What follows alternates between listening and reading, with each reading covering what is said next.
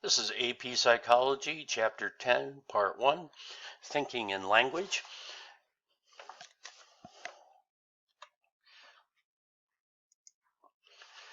Thinking in language, we're going to talk about thinking concepts, solving problems, making decisions, informing judgments, and belief bias. Language structure, language development, language influences thinking, thinking in images. We're going to discuss the concept, do animals think? Do animals exhibit language? And the case of the apes. Concepts, the building blocks of thinking, simplify the world by organizing it into a hierarchy of categories. Concepts are often formed around prototypes or the best examples of a category. When faced with a novel situation for which no well-learned response will do, we may use problem-solving strategies such as trial and error, algorithms, heuristics, and insight. Obstacles to successful problem solving include confirmation bias, mental set, and functional fixedness. Heuristics provide efficient but occasionally misleading guides for making quick decisions. Overconfidence, framing, belief bias, and belief perseverance further reveal our capacity for error. Still, human cognition is remarkably efficient and adapted. With experience, we grow adept at making quick and shrewd judgments. Language facilitates and expresses our thoughts.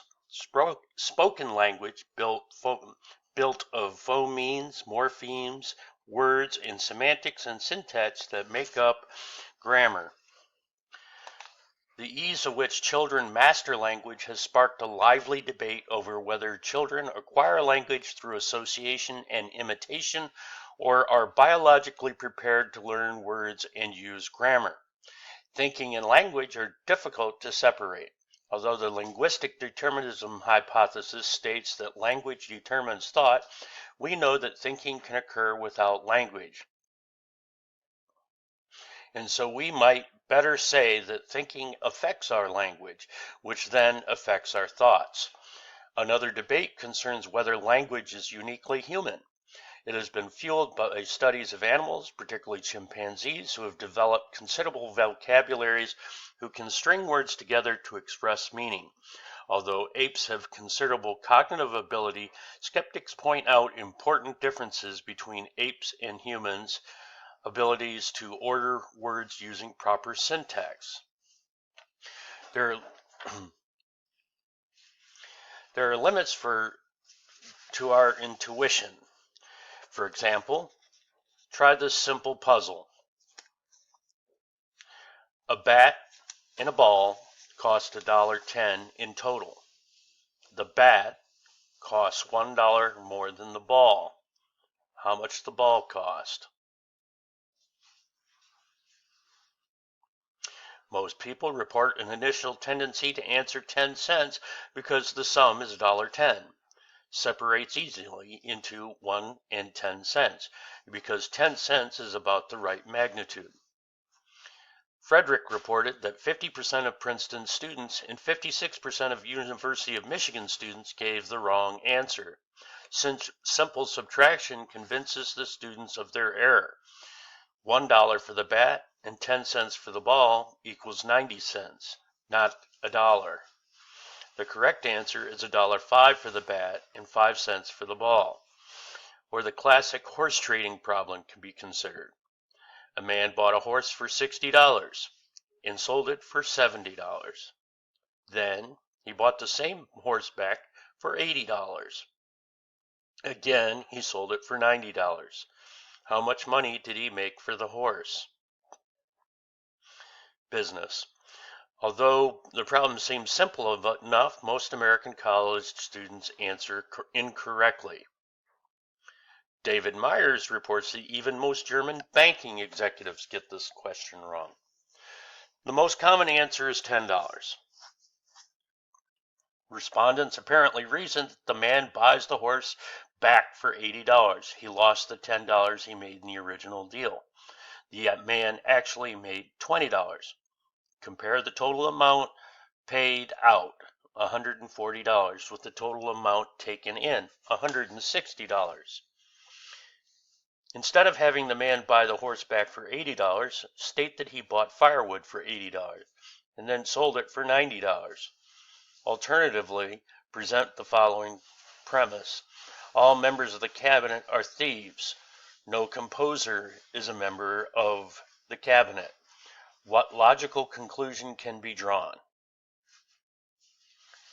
Massimo Patel Palarmi reports that the vast majority of thoughtful, intelligent respondents will say that one can draw no logical conclusion.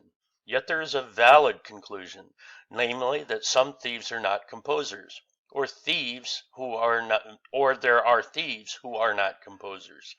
Some archaeologists, biologists, and chess players are in a room. None of the archaeologists are biologists. All of the biologists are chess players. What follows? Pinker reports that a majority of students conclude that none of the archaeologists are chess players, which is not valid.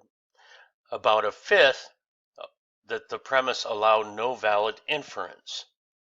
However, one valid inference is that some of the chess players are not archaeologists. So, our first goal here is to define cognition, and cognition refers to the mental activities including logical and illogical ways we solve problems, and making decisions, activities associated with thinking, knowing, remembering, and communicating. Cognitive psychologists study these. So thinking or cognition refers to a process that involves knowing, understanding, remembering, and communicating. Cognitive psychologists' thinking involves a number of mental activities which are listed below. Cognitive psychologists study these in great detail. Concepts, problem solving, decision making, and judgment information. We'll then talk about describing the roles and categories of hierarchies, definitions, and prototypes in concept formation. To think about the countless events, objects, and people in the world, we organize them into mental groups called concepts. We create mental hierarchies of grouping by clustering them into categories based on their similarities and then subdividing those categories into increasingly smaller and more detailed units. Although we form some concepts by definition, for example, a triangle has 3 sides. More often, we form a concept by developing a prototype, a mental image, or best example of a particular category. For example, a robin may more closely resembles our bird category than does a goose. The more closely objects match our prototype of a concept, the more readily we recognize them as examples of a concept. So the concept, the mental grouping of similar object, events, ideas, or people, there are a variety of chairs, but they are common features that define the concept of chair. So we organize concepts into hierarchies. So here we see that the first, when we see the picture of a dog, we can say he is an animal. He's domesticated, not wild. He's a dog, not a cat or a cow. He appears to be a mixed breed rather than a purebred. That makes him a black lab border collie. And then finally, this is Kiska. We form concepts with definitions. From example, a triangle has 3 sides. Mostly we form concepts with mental images, or typical examples are prototypes. For example, a robin is a prototype of a bird, but a penguin is not. So we see the robin as a bird much quicker than we would think of a penguin as a bird, even though we recognize that both are birds. Once we place an item in a category, our memory shifts toward the category prototype. A computer-generated face that was 70% Caucasian led people to declassify it as Caucasian. So what we're going to do here is compare algorithms, heuristics as problem-solving strategies, explain how insight differs from both of them. We approach some problems through trial and error, attempting various solutions until stumbling upon one that works. For other problems, we may follow a methodical rule or step-by-step procedure called an algorithm. Because algorithms can be laborious, we often rely instead on simple strategies called heuristics. Speedier than algorithms, heuristics are also more error-prone.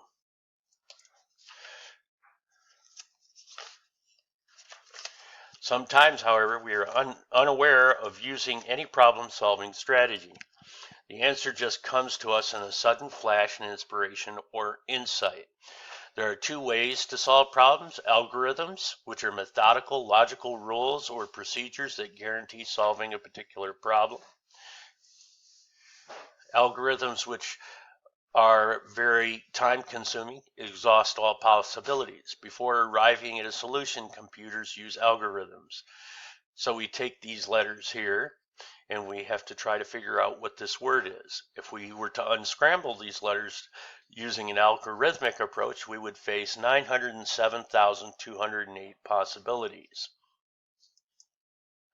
Heuristics are simple thinking strategies that allow us to make judgments and solve problems efficiently.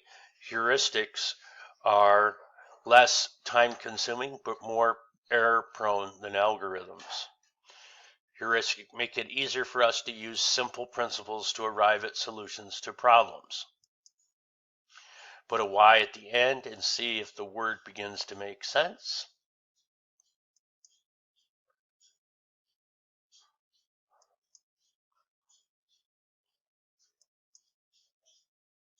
And of course, as you can see, we came up with the word psychology. Insight involves sudden, novel realization of a solution to a problem. Humans and animals have insight.